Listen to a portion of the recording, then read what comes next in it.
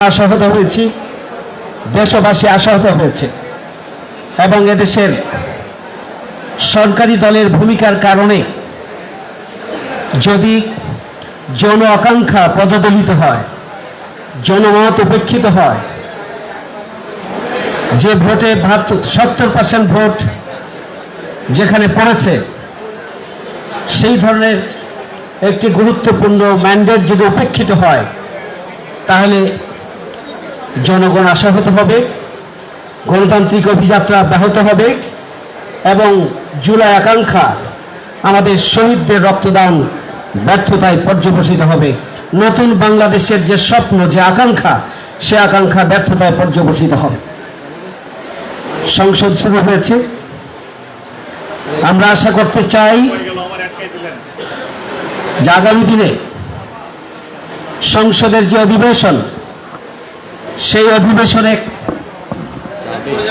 জুলাই সংস্কার পরিষদের যে সদস্য হিসাবে সরকারি দল শপথ গ্রহণ করে জনমতের প্রতি তারা তাদের সম্মান প্রদর্শন করবেন। দেশের নতুন বাংলাদেশ প্রতিষ্ঠার লক্ষ্যে আমাদের যে রাজনৈতিক দলগুলোর যে প্রতিশ্রুতি ছিল, সেই প্রতিশ্রুতি তারা বাস্তবায়ন করবেন বলে আমরা আশাবাদী থাকতে চাই।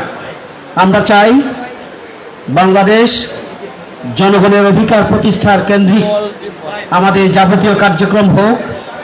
সরকারি দল এবং বিরোধী দল জন আকাঙ্ক্ষা পূরণে, জনগণের অধিকার বাস্তবায়নের জন্য, গণতান্ত্রিক অভিযাত্রাকে এগিয়ে নেওয়ার জন্য এবং দীর্ঘদিনের নিপীড়িত বাংলাদেশের জনগণের অধিকার প্রতিষ্ঠার জন্য আমরা সবাই মিলে নিজ নিজ অবস্থান থেকে দায়িত্বশীলতার সাথে ভূমিকা পালন করব।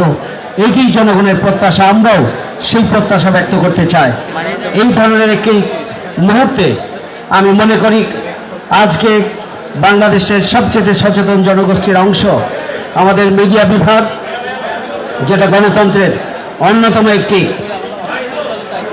স্টেক।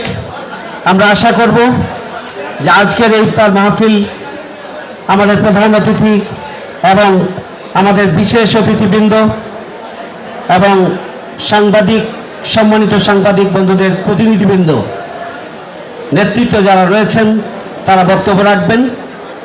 আমি আশা করি সবার আলোচনা বক্তব্যের মধ্য দিয়ে আমরা আজকের আয়োজনকে সফল করে তুলব।